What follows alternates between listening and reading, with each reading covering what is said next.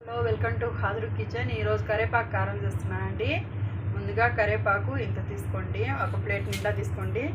తర్వాత ఎండుమిరపకాయలు ఒక 20 మిరపకాయల దాకా తీసుకోండి. ఆవాలు ఒక 2 స్పూన్లు, ఒక అర చెంచా మెంతులు, జీలకర్ర అండి ఒక స్పూన్ వేసేసుకోండి. దాంట్లోనే ధనియాలు ఇన్ని వేసేసుకోండి. ధనియాలు ఎక్కువ వేస్తే టేస్ట్ అనేది బాగుంటుందండి. ఈ వానాకాలానికి మనకు జలుబులు దగ్గులు ఇవన్నీ వస్తూ ఉంటాయి, ఇవన్నీ తగ్గిపోతాయండి ఈ తినడం వల్ల. కడుపులో అజీర్తి ఏమన్నా అయినా కూడా తగ్గిపోద్ది, తింటే చాలా చాలా మంచిదండి. కొంచెం ఇంగు అండి దీంట్లోనే వేసేసుకుంటే మనం వేపుకునేటప్పుడు అది కూడా వేగిపోద్ది.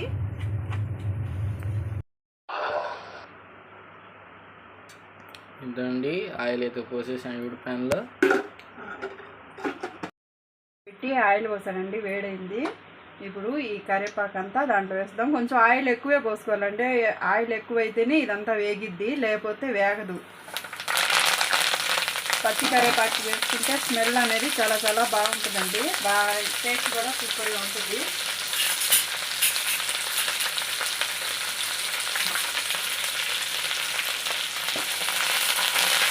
ఇలా అంతా కదుపుకుంటూ వేపేసుకోవాలండి. వేసుకుంటే అంత బాగా వేగిపోద్ది.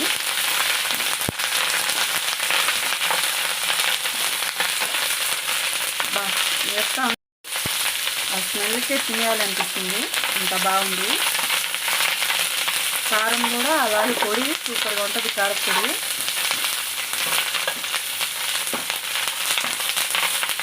చూడండి సువాసన ఎంత బాగుందో.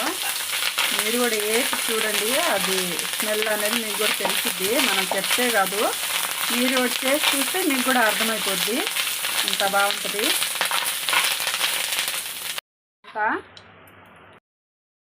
వేపేసుకోవాలంతా చూడండి, ఇలాగ వచ్చేయాలి. వేపితే తేలిగ్గా అయిపోద్ది, ఇలాగా పళ్ళు పళ్ళు మంట ఉంటుంది. సౌండ్ చూడండి ఒకసారి, మీరు కూడా ఇలా వినిపిస్తుంది. అలా అయినప్పుడు తీసేయాలంతా.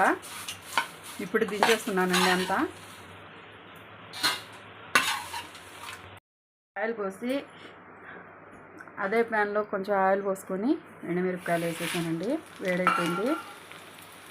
అవి కొంచెం వేగనిచ్చేలాగా ఒకసారి అలా అలా తిప్పేసి ఇప్పుడు ఇవన్నీ తీసి పెట్టుకున్నాం, ఇవన్నీ వేసేసుకోవాలి. మెంతులు, జీలకర్ర, ధనియాలన్నీ వేసేసి బాగా వేపేసుకోవాలండి.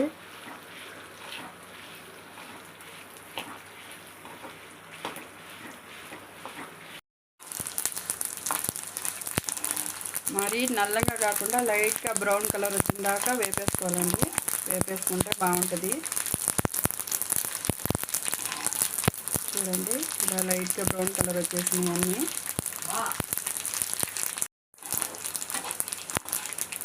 చూడండి ఇలా వేగిపోయింది. దీంట్లోనే పెడితే ఇంకా మాడిపోతాయండి, వేరే ప్లేట్లోకి తీసి పెట్టేసుకోండి.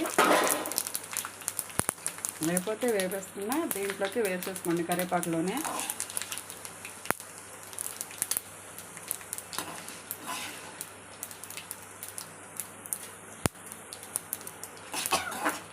ఉప్పు వేసేసుకోండి ఇందులోనే. ఈ తెల్లగడ్డ అంతా వేసేసుకోవాలండి. మనకి వాతం అనేది వస్తుంటుంది కదా, కాళ్ళు చేతుల నొప్పులు అనేది అవన్నీ వస్తూ ఉంటాయి కదా, ఇది వేసినందువల్ల అవన్నీ తగ్గిపోతాయి. మనకి బాగుంటాయి, హెల్త్కి చాలా చాలా మంచిదండి. ఇవన్నీ తినడం వల్ల చాలా మనకి కడుపులో ఉండే చాలా సమస్యలు దూరం అయిపోతాయి, అన్నీ బాగుంటుంది.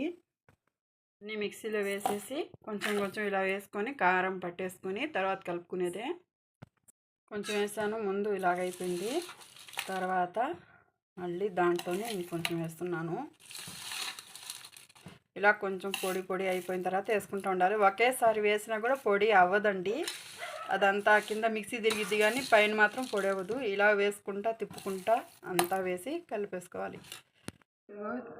తెల్లగడ్డ ఇప్పుడు వేసేస్తున్నానండి. ఇప్పుడు వేసుకొని మిక్సీ పట్టాలి. కొంచెం ముద్దగా వస్తుందండి ఇది వేసిన తర్వాత, అయినా బాగుంటుందండి. అంతేనండి, కరివేపాకు కారం చాలా చాలా ఈజీగా చేసుకునే ప్రాసెస్.